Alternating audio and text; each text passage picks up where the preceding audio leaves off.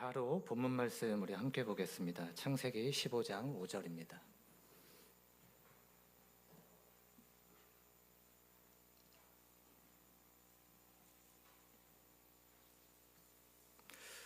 창세기 15장 5절 한 말씀만 우리 함께 보도록 하겠습니다. 그를 이끌고 밖으로 나가 이르시되 하늘을 우러려 무뼈를 셀 수 있나 보라. 또 그에게 이르시되 내 자손이 너와 같으리라. 아멘. 네, 바로 말씀으로 말씀으로 들어가기 전에 짧은 서론. 네, 제 얘기가 들려도 제 얘기가 아님을 말씀드리며 서론부터 시작하겠습니다. 제가 이제 꽤 오래 있었습니다. 참 오래 있으면서 평강교회에서부터 아름다운 교회 이르기까지 참 힘이 게으르고 부끄러운 자인데 너무 귀하게 봐주셔서 특별히 목사님의 사랑과 또 성도님들의 사랑으로 이렇게 꽤 많이 이렇게 오래 있게 되었습니다. 이렇게 이제 차량 운행을 하면서 늘 권사님들하고도 이렇게 얘기하는 거지만은 저도 이렇게 부교육자 생활 가운데 기록이고 거의 교회에서도 거의 기록이 아닐까 가장 오래 있는 것으로 기록이 아닐까 생각을 하게 됩니다. 지난주에는 분위기가 좋았었는데 지난번 제가 오후 예배 설교할 때 표정 괜찮으시죠? 네, 괜찮으시군요. 네, 바로 이제 말씀을 이렇게 들어갑니다. 제가 언젠가 호기심이 나서 어떤 호기심이 났냐면 제 이름을 한번 포탈에 이렇게 여기서 포탈이라는 것은 네이버 같은 그런 그 인터넷 사이트에 이제 넣어서 이렇게 검색을 한번 해봤습니다. 딱 한 번 그럴 일이 없죠. 설마 저의 정보가 나올까봐 제가 검색을 했겠습니까? 저 같은 듣도 보도 못한 자가 어디에서 나오겠습니까? 근데 한번 제 이름을 쳐보니까 제 이름과 같은 인물들이 이렇게 생각보다 많이 검색을 되더라고요. 놀랐습니다. 생각보다 흔한 이름이었습니다. 김혜성. 일단은 제일 많이 나오는 게 키움인가? 저는 축구를 좋아해서 야구 쪽은 잘 모르는데 야구 선수로 먼저 나오고 아주 그냥 도배가 돼 있더군요. 그리고는 어느 방송의 여기자, 여교수 이렇게 유명한 여자 이름으로 또 많이 나오는지 중성적이어서 그런지 굉장히 많이 나오더군요. 검색되지 않은 사람이 사실은 훨씬 더 많겠죠. 많을 겁니다. 근데 이처럼 이 나라에는 수천만의 사람들이 살다 보니까 동명이인이 무척 많을 수밖에 없습니다. 하지만 분명한 것은 이름이 같다고 해서 사람도 같은 건 분명히 아닐 거라는 겁니다. 생김새가 다르고 나이, 성격, 사는 곳, 생각 다 다릅니다. 이름은 같지만 그 사람이 내가 될 수 없고 그 사람 또한 내가 또한 그 사람이 될 수 없습니다. 당연하겠죠. 저는 저 말고 다른 이름은 같은데 김혜성으로 검색된 그 많은 사람들이 전혀 알지 못하고 굉장히 생소하게 다가왔습니다. 이름 외에는 한 가지 아는 바가 전혀 없었습니다. 그런데도 우리가 이 지점에서 생각해 볼 것이 있습니다. 그런데도 우리는 쉽게 누군가를 안다고 잘 말하기도 합니다. 물론 그건 그럴 수도 있습니다. 그런데 이게 이제 하나님이라면 조금 문제가 다릅니다. 우리가 하나님을 안다고 이렇게 말할 때가 많습니다. 근데 어떤 하나님을 말하는 걸까요? 하나님이라는 이름이 같다고 해서 하나님도 같을 것이라는 생각은 사실 하지 말아야 됩니다. 우리가 이름은 하나님이라고 부르지만 얼마든지 다른 하나님을 생각할 수 있다는 것입니다. 사람이 다양한 만큼 그들이 생각하는 하나님도 다를 수도 있습니다. 보통 하나님에 대한 우리의 생각은 어떻습니까? 이름은 아주 귀에 익어서 잘 알고 있다고 생각하는데 현실은 성경이 말하는 하나님을 들은 적도 만약에 만난 적도 없어서 실제로 만났을 때 너무 어색해져 버린다면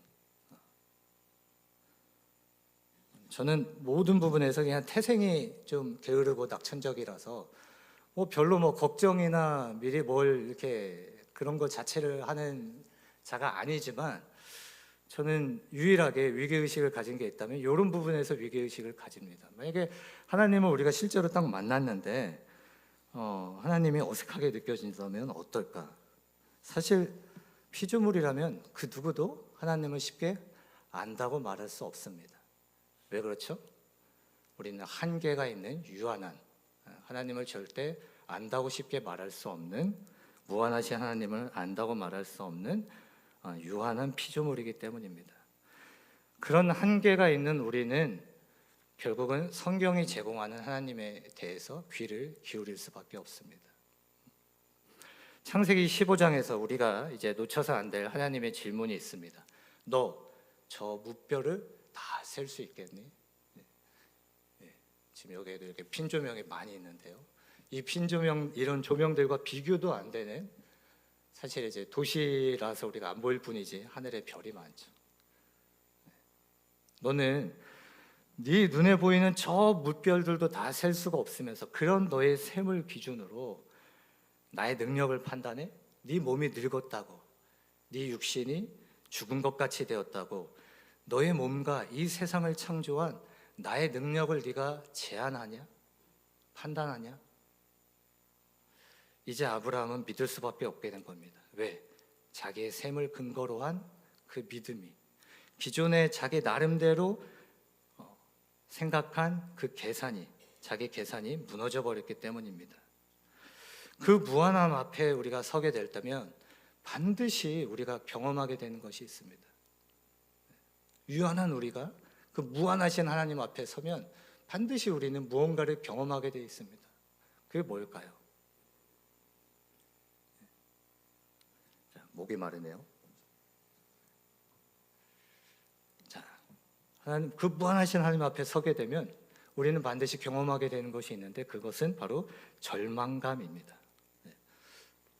오늘날 우리가 그 무한하신 사랑에 사로잡히지 못하는 이유가 있다면, 저는 그것이 하나님을, 우리가 그 무한하신 사랑을 경험하지 못한, 그 내 완전한 현실, 그 절망을 제대로 경험해 보지 못했기 때문이 아닐까 생각합니다. 단지 아브라함이 예수님을 믿어서 의롭게 여겨졌느니라, 너무 귀한 말씀인데 더 중요한 것은 어떻게 믿게 되었느냐, 아브라함이 어떻게 믿게 되었느냐, 그게 더 중요한데, 그게 말할 수 없이 중요한데 그 과정을 우리는 여간해서 잘 들여다보질 못합니다.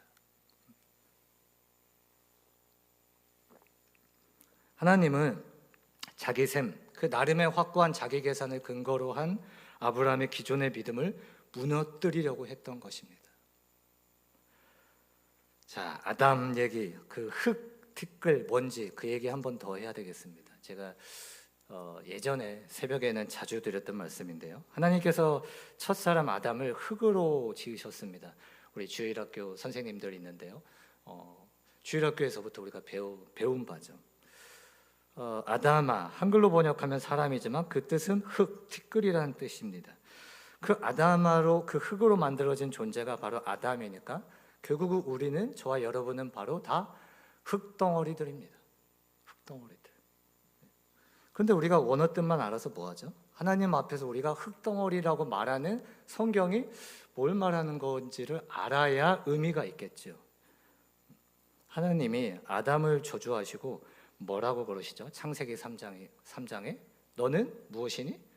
흙이니 흙으로 돌아갈 것이니라. 그렇죠? 너는 흙이니 흙으로 돌아갈 것이니라.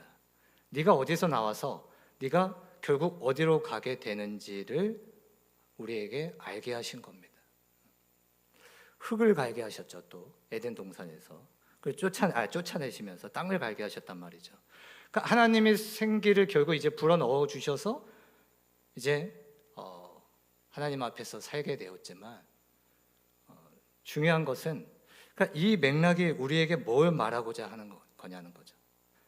하나님이 생기를 불어 넣어 주시지 않았으면 우리는 그냥 죽은 흙이었어요.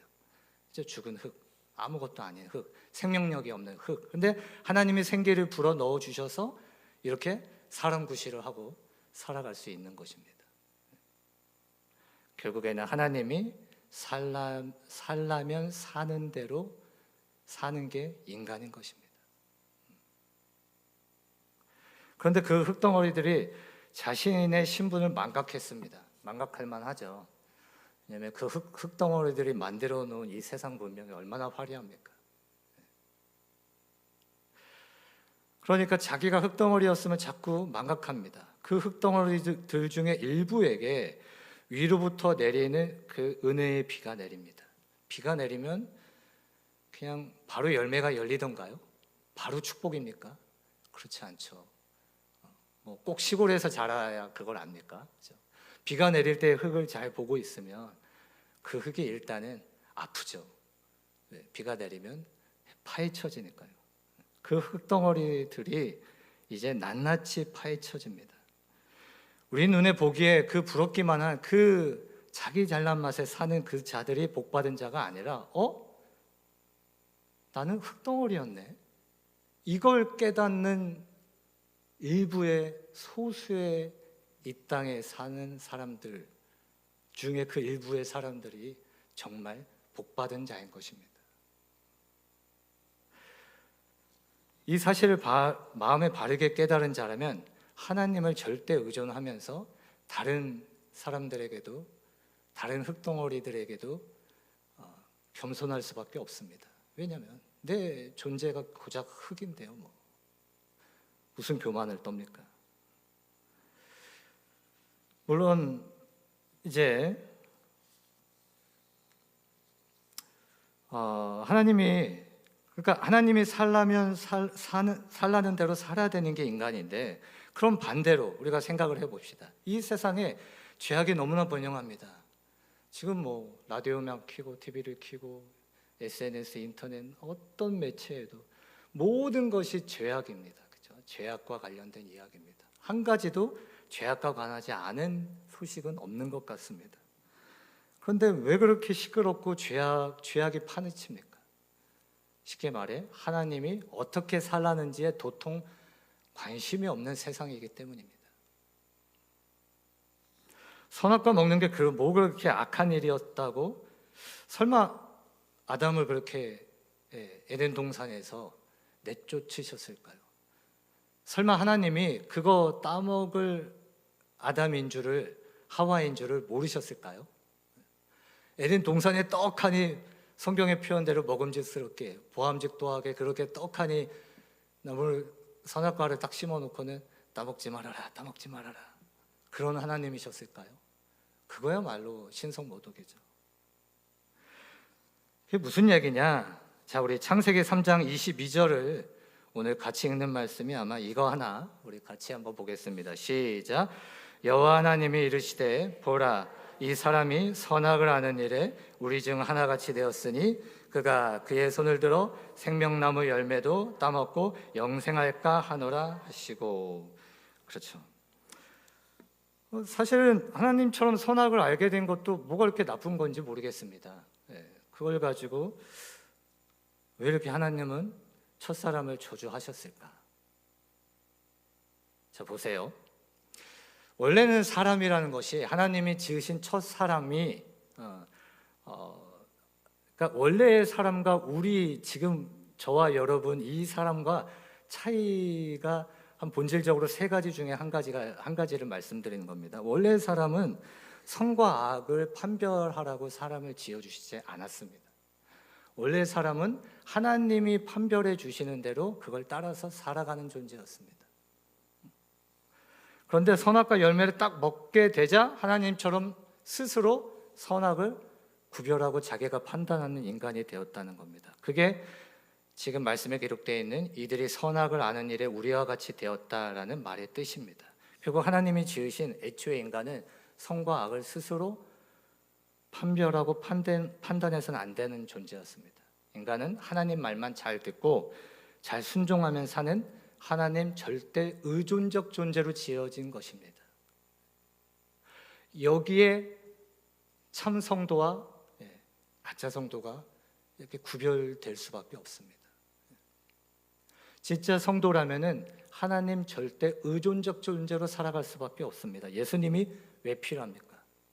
구원자가 애초에 이 땅에 왜 오셔야 했습니까? 애초에 우리에게 죄가 없었다면 예수님은 이 땅에 오실 일이 없었습니다. 그러니까 반드시 아담은 그 선악과를 따먹게 되어 있었다는 겁니다. 선악과 이후에서야 교회들이 이 은혜를 깨닫게 알게 된 것입니다. 성경에서 선이라는 말이 있습니다. 토부. 사실 이 가운데 좀 많은 내용이 점프된 것이지만 토부, 굿. 하나님이 그러니까 태초에 하나님이 이제 창조하시면서 피조물을 창조하실 때마다 하나님께서 하시는 말이 있습니다. 뭐죠? 보시기에 좋았더라. 보시기에 좋았더라. 그게 사실은 한번 따라해 보겠습니다. 보시기에 선하더라. 네, 그겁니다. 같은 말입니다. 보시기에 좋았더라는 보시기에 선하더라입니다. 이제 선함이라는 개념은 조금씩 이제 우리가 눈치채게 되었습니다. 성경이 말하는 선함이 바로 이런 것입니다. 그래서 말씀의 중요성도 사실은 더 강조하지 않아도 되었습니다. 왜냐하면 성도가 생각하는 선의 기준부터가 세상과 달라야만 하거든요. 성경이 말하는 선이라는 것은 어떠한 것이 하나님의 뜻에 따라 하나님의 목적대로 완성되어 존재하는 그 상태를 선이라고 하는 겁니다. 우리 눈에 보기에 착한 거, 윤리적인 거, 도덕적인 것 말고 하나님의 보시기에 선한 것이 있다는 겁니다. 예전에 이런 것을 질문해 준 청년에게 아직도 마음속으로 고마워하고 있습니다. 저의 설교문에서 저의 글에서 한 절반 가까이는 이런 본질적인 것을 질문해 준 청년이 있었기 때문에 가능했습니다. 더 가끔은 얼굴도 모르는 분에게 성경에 관한 질문을 받을 때면은 감사를 넘어서 감동을 받게 됩니다. 물론 이제 우리가 성경을 보신다면 성경을 보는 것 자체가 지금 요즘 같은 때에 너무나 귀한 일입니다. 그러나 한 가지 더 권면을 드린다면 할 수만 있다면 질문을 갖고 성경을 대하셨으면 합니다. 질문을 갖고 성경을 읽는 것은 그냥 성경을 읽는 것과 참 엄청난 차이가 있습니다. 저도 목사의 아들로 자라면서 어려서부터 성경을 심지어 강제적으로도 읽어보고 암송도 해보았지만 그런 것으로는 믿음에 도달할 수 없었습니다. 하나님이 주시는 선물하시는 믿음과 하나님의 영이 여러분 안에 거하시기를 간절히 권면드립니다. 그러니까 서두에 말씀드린 그 나름의 확고한 자기 계산을 근거로 한 아브라함의 기존의 믿음을 무너뜨리신 그 하나님은 어디에서 우리가 만날 수 있느냐? 성경에서 만날 수 있습니다. 교회에서 성장기를 거의 다 보내면서 제가 정말 싫어하게 된 말이 한 가지 있는데요. 예수 믿는 거 진짜 쉬워요 라는 말입니다. 저 이 말 되게 싫어합니다. 정말요? 여러분들에게도 한번 묻고 싶습니다. 예수 믿는 거 그렇게 쉽습니까? 제가 볼 때는 그렇게 쉽지만은 않습니다. 아니 제가 건방지게 제가가 아니라 말씀해 주께서 물어보십니다. 정말 나를 믿는 것이 쉽니? 왜냐하면 우리 안에서 나오는 믿음이라는 것은 존재할 수가 없기 때문이죠. 음란한 그 흔해 빠진 세상 사랑은 말할 것도 없고 교회 안에서도 투자 개념의 어떤 사랑의 그런 개념이 동동동 떠다니다 보니까 뭘 자꾸 내려놓는데요. 그리고 내려놓았대요. 더 올려놓는데요. 조금만 생각해 보면 우리가 분별할 수 있는 이런 투자식 개념의 사랑이 우리 교회 안에도 흘러 들어왔습니다. 오늘 내가 10,000원짜리 샀으니까 쟤는 다음에 5,000원짜리는 사겠지. 혹시 여기 있는 분들 중에 이런 게 사랑이다라고 생각하시는 분 계십니까? 세상도 구별할 이런 것을 우리가 사랑이라고 생각하겠습니까? 하나님이 사랑이라고 보겠습니까? 진짜 누군가를 사랑할 때면 그 사람을 향해서 난 당신을 왜 이만큼 내려놓았어요 할 리가 없습니다. 사랑에는 애초에 그런 생색이나 과시가 들어갈 자리가 없기 때문입니다. 진짜 사랑이었다면 스치지도 않았을 그런 식의 나 중심의 생각들, 자기 중심. 결국 지금 이제 결론에 이르렀는데요. 우리는 그 자기 중심의 생각을 벗어버릴 수가 없기 때문에, 그건 우리 본성이기 때문에, 타고난 뿌리 깊은 본성이기 때문에 우리에게 이 반복된 예배와 찬양과 말씀이 필요한 것이 아닙니까? 자기 중심을 완전히 벗으시고 십자가를 지신 그 예수님을 우리가 배우려고 지금 예배를 드리는 것이 아닙니까?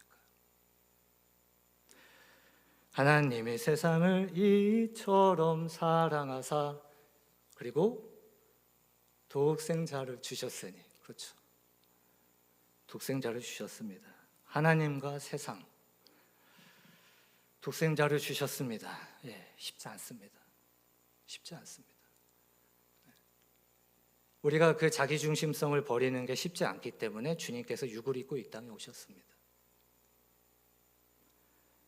하나님과 세상, 진짜 어울리지 않는 한 쌍입니다. 미녀 옆에 야수 같다고나 할까요? 거룩하신 하나님과 타락한 세상이 어울리기는 합니까? 창백한 푸른 전부 그런 이야기까지 안 하더라도 우주보다 크신 하나님은 뭐가 아쉬워서 이 먼지 같은 지구 안에 더 먼지가 보이지도 않을 우리를 사랑하셔서 구원하신다는 것이 조금만 생각하면 얼마나 귀한지 모릅니다. 꽤 오래되었지만은 제가 이제 마치는 말씀이 예전에 임시예배소 때 드렸던 그 취약성, 사랑, 성경의 사랑에는 제가 볼 때 취약성이라는 게 있는 것 같다는 말씀을 드렸는데요. 그런 개념으로 마무리 지으려고 합니다. 저같이 형제 많은 집에서 자란 자들은 한 번씩 들어봤을 겁니다. 야, 봐봐. 야, 네 동생만 더 이뻐하시잖아. 네 다리 밑에서 좋았어. 저 진짜 이 소리 많이 들었거든요. 근데 그래가지고 그냥 그 소리에 잠도 못 자고 끙끙을 그냥 알아본 적도 있고 다리를 찾아가 본 적도 있어요. 무슨 다리인지도 모르겠어요. 사실은 당시에 동생들 중에 성장이 더딘 아이가 있었기 때문이죠. 성경에 공평한 하나님, 공평한 사랑 같은 그런 하나님은 없습니다. 그때 말씀드렸죠. 구약의 여호와 하나님부터 고아와 과부와 나그네의 하나님을 말씀하십니다. 신명기 시편에만 검색해서라도 보십시오. 10번이 넘게 어마무지하게 기록되어 있습니다. 세상에서 찾으세요. 하나님은 그런 하나님이 아닙니다. 이 세상의 부모도 더 약한 자식에게 마음이 갑니다. 하나님도 고아, 과부와 나그네에게 더 마음이 가십니다.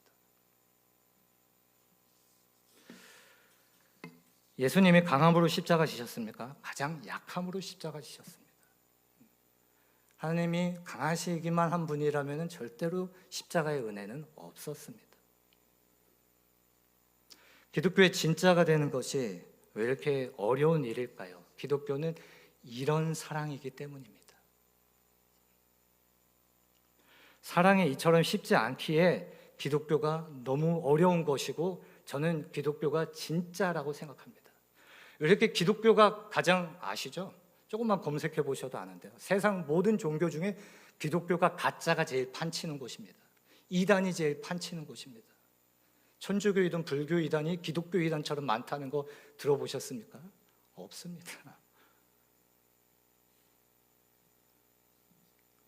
행여나 더 좋은 것을 올려놓기 위해서 내가 내려놓는 행위에 그런 신앙생활이라면 우리가 사람에게야 늘 칭찬받겠지만 우리의 중심을 보시고 우리의 죄에 민감하실 수밖에 없는 거룩하신 하나님이 모르시겠습니까? 이젠 정말 마치겠습니다.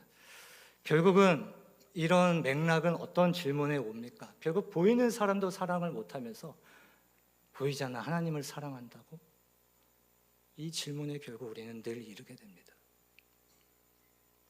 게다가 그 보이지 않는 하나님께서는 세상은 관심도 없을 내 죄, 내 이 지독한 자기중심성을 가장 잘 아시는 분입니다. 이 짧은 인생, 더 큰 효과와 수익을 보기 위해서 하는 그런 어떤 투자식의 어떤 그런 신앙생활이 아니라 정말 사랑하기에 진짜 뵙고 싶은 우리 주 예수 그리스도, 우리 예수님이 되기를 간절히 바랍니다. 세상과 나는 간 곳 없고 구속한 주만 보이도다.